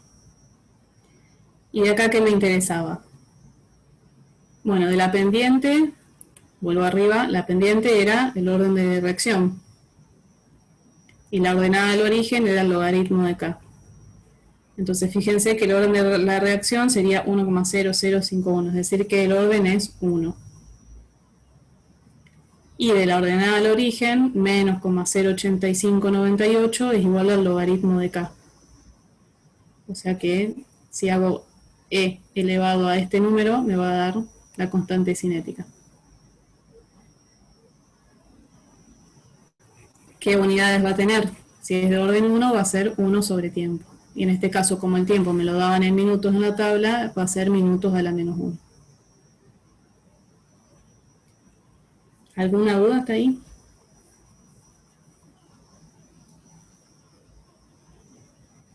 No. Bueno. Lo último que pedí era calcular el tiempo de vida media, que bueno, ahora que uno sabe cuál es el orden de reacción, ya saben cómo integrar, digamos, la expresión cinética, o si se acuerdan directamente cómo quedaba la expresión del tiempo de vida media. Para orden 1 era independiente de la concentración inicial, queda el logaritmo de un medio sobre el coeficiente estequiométrico de A por la constante cinética. Esto también lo pueden ver como menos logaritmo de 2, que es lo mismo numéricamente. Y de ahí ya tienen todos los datos que sacaron digamos, del ajuste, el orden de reacción y la constante cinética para encontrar el tiempo de vida medio. O sea, ahí es simplemente reemplazar valores, resolviendo así la expresión integral, ya contemplando este orden de reacción que encontraron. ¿Sí? Ok, sí. Una pregunta. Sí. En el B, iría 2, ¿no? ¿En el B qué? En el coeficiente estequiométrico. Ah, sí. En el número A acaba 2. Ok. Menos 2, así te queda, se te va el signo. Por este logaritmo en medio te va a dar negativo. Esto es menos 2. Ok. Y te queda O sea que se pone en negativo. Sí, siempre lo pones con el signo. Perfecto, gracias. De nada. Bueno, hasta acá vimos entonces el método integral, el método diferencial, y ahora en el problema que sigue vamos a ver el método del tiempo de la vida media. ¿Sí? Son los tres métodos que vemos y que también se evalúan, digamos, en los parciales. El problema 10 dice, en la reacción de formación del producto A2 se determinó por cromatografía gaseosa la disminución de la concentración del reactivo A en función del tiempo. Calcule el orden de la reacción y el valor de la constante cinética aplicando el método de la vida media, asumiendo que se cumple la ecuación cinética de orden n. Entonces, nos dan la reacción, dos moléculas de A que producen A2, o sea, es como una dimerización. Y nos dan datos de concentración inicial y tiempos de vida media, es decir, ¿qué orden de reacción podrían descartar ya? El 1. El 1. ¿Sí? Porque fíjense que el tiempo de vida media está cambiando a medida que cambia la concentración inicial de A, es decir, que orden 1 no sería.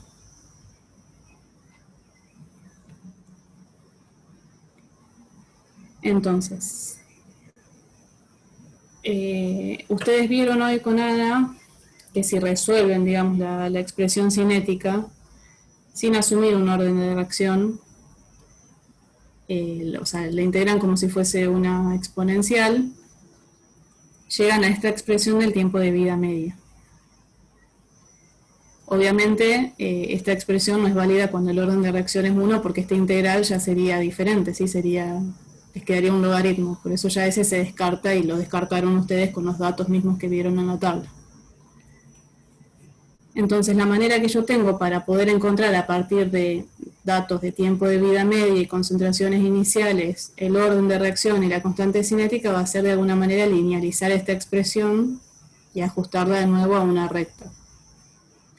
Entonces para eso vamos a aplicar logaritmo. Va a quedar el logaritmo del tiempo de la vida media, va a ser igual al logaritmo de todo este choquito. Y que fíjense que solamente en función del tiempo del orden de reacción y de la constante cinética, este es el coeficiente estequiométrico, y acá el exponente baja, menos n-1, por el logaritmo de la concentración inicial de A. ¿Sí? Sí. Entonces, bueno, lo único que tengo que hacer es graficar el logaritmo del tiempo de vida media en función del logaritmo de la concentración inicial de A, y de la pendiente voy a poder despejar el orden de reacción, y después con ese orden de reacción y la ordenada al origen voy a poder despejar la constante cinética. Entonces ahora es lo mismo que en los problemas anteriores, tengo que transformar los datos que me dieron a mí inicialmente para lo que yo necesito para obtener la ecuación de una recta. Entonces para cada uno de los tiempos que me dieron voy a aplicar logaritmo, y lo mismo para las concentraciones iniciales de A. Y ahora sí, una vez que hacen todos esos cálculos, digamos, auxiliares, van a graficar el logaritmo del tiempo de la vida media en función del logaritmo de la concentración inicial de A. Llegamos a este ajuste, que es buenísimo. Y de los parámetros entonces de ajuste de la recta tengo que encontrar el orden de reacción y la constante cinética. Habíamos dicho entonces que la pendiente era que todo esto, ¿sí?, menos n-1 va a ser igual a menos 0,988. Esto por ahí ténganlo en cuenta porque la calculadora, o sea, ahora van a usar Excel, igual es lo mismo, pero cualquier programa que usen para hacer los ajustes, sea la calculadora o el Excel, toma arbitrariamente A más B por X, o B más A por X, eso depende, ¿no? Pero siempre toma sumando, es decir, que todo lo que ustedes tengan acá como signo de la pendiente lo toman juntos, porque si no les va a dar incoherente, ¿sí? O les puede llegar a dar un número erróneo. Entonces, este menos, la calculadora no sabe cuando ustedes cargaron valores de X y de Y que tenía que ajustar con una recta que tuviese pendiente negativa. ¿Sí? Entonces, siempre va a tomar como que esto es una suma. Entonces, ustedes, cuando igualen el parámetro de ajuste, en este caso menos 0,988, a la expresión que ustedes saben que les tiene que dar, este menos lo tienen que poner acá, para despejar lo que sea de su interés. No sé si se entiende lo que les quise decir. Sí, Sí, se entendió. Que no escribamos directo como que eso es n-1 en Exacto. ninguno de los casos que lo apliquemos. Perfecto. Entonces, cuando despejan, esto les va a dar en realidad 1,988, pero es aproximadamente 2. ¿Sí? Entonces el orden de reacción sería 2. Y de la ordenada al origen, 5,147, que era igual al logaritmo de todo esto, voy a tener que despejar la constante cinética.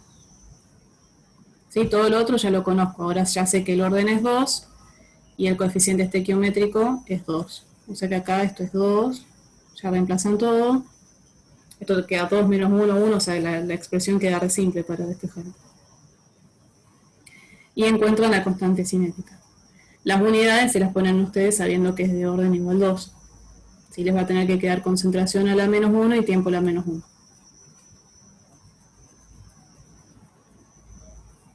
Bueno, ¿les quedó alguna duda con este problema?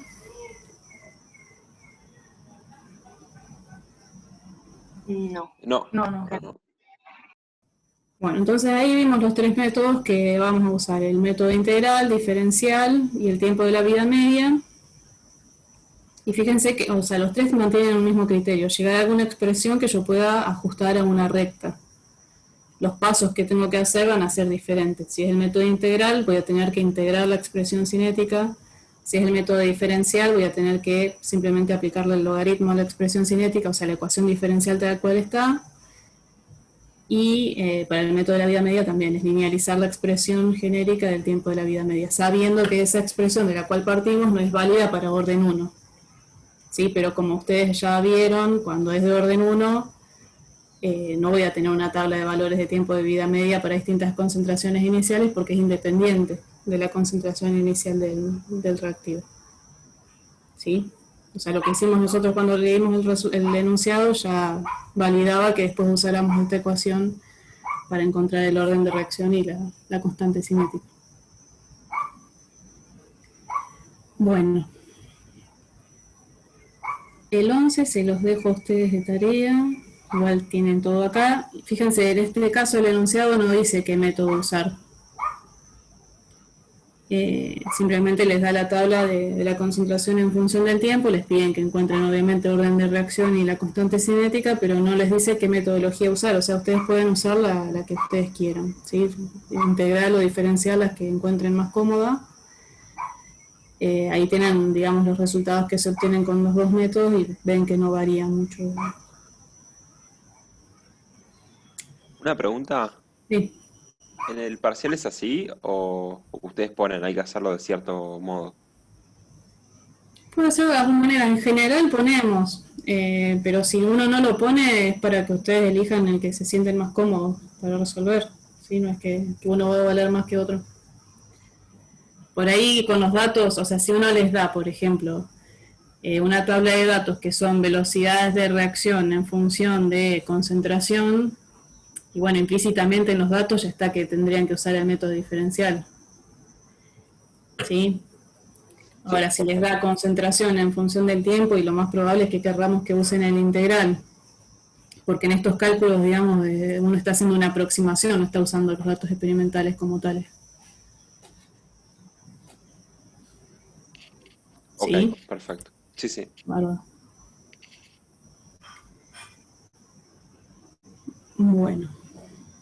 Me parece que hasta acá llegamos hoy. Este de 12 igual ustedes lo pueden hacer. Tiene un poquito de mezcla de lo que vimos en los problemas anteriores y en el primero, digamos, donde hacíamos la relación. Bueno, lo leemos total. Si se quedan 5 minutitos más, lo hacemos. Dice, la ecuación cinética de la reacción en fase gaseosa de óxido nítrico e hidrógeno expresada en presión en vez de concentraciones es esto, ¿sí? La variación, o sea, la velocidad con la que se reduce la presión del monóxido en función del tiempo es Kp por la presión parcial del monóxido a la X por la de hidrógeno a la Y. Es decir, no conocemos estos órdenes de reacción parciales. En una serie de experiencias en las cuales la presión inicial de hidrógeno se mantuvo constante, el decrecimiento inicial de la presión de monóxido fue 200 pascal por segundo para una presión inicial de monóxido de 0,479 bar. Y de 137 pascal por segundo para una presión inicial de monóxido de 0,4 bar. ¿Cómo determinaría el orden de reacción con respecto al monóxido? Entonces hay que interpretar un poco los datos que nos están dando en forma de palabras, ¿sí? A veces las tablas son más directas de ver. Pero lo que a mí me dan es velocidad, o sea, el decrecimiento inicial de la presión, lo que me están dando es este término, este valor, para una determinada presión inicial de monóxido, ¿sí? Y la presión parcial de hidrógeno lo que hicieron fue mantenerla en el mismo valor para las dos experiencias, digamos, utilizando dos presiones parciales iniciales diferentes de monóxido, usaron una misma de hidrógeno. Entonces, ¿cómo harían para resolver?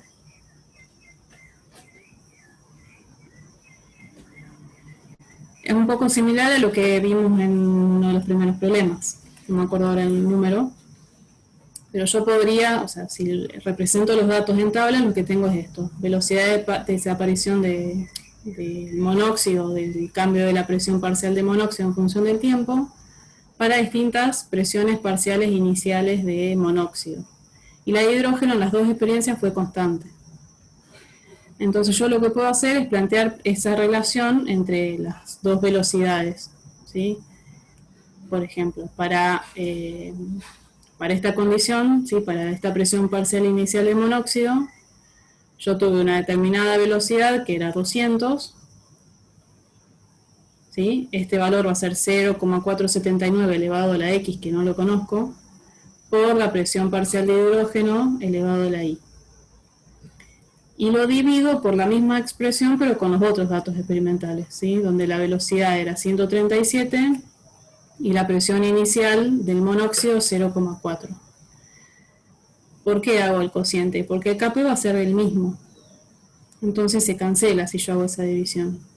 Y como la presión parcial de hidrógeno me dijo que yo la mantuve constante, es decir, que hice las dos experiencias para un mismo valor de presión parcial de hidrógeno inicial, también se van a cancelar. ¿Sí? Entonces, haciendo esa relación, que serían esas velocidades iniciales, que se llaman, puedo encontrar, en este caso, el orden de reacción parcial para el monóxido de nitrógeno. ¿Sí? Sí. Bueno, ahora que conozco cuánto vale X, puedo tomar cualquier valor de la tabla y encontrar el I. Pero en este caso nos pide solamente el del monóxido. Así que ya con esto el problema estaría terminado.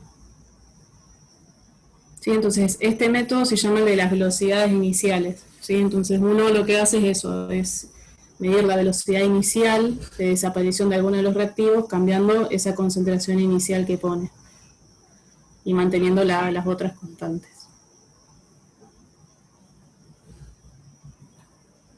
Claro, así a partir de las relaciones se te hace sencillo. Sí, sí.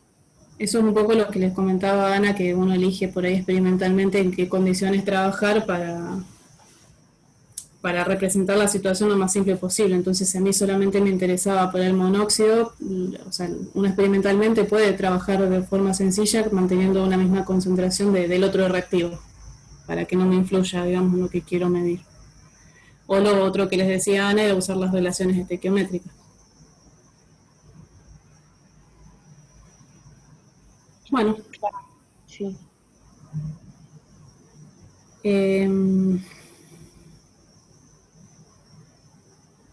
Este lo vemos en la clase que viene.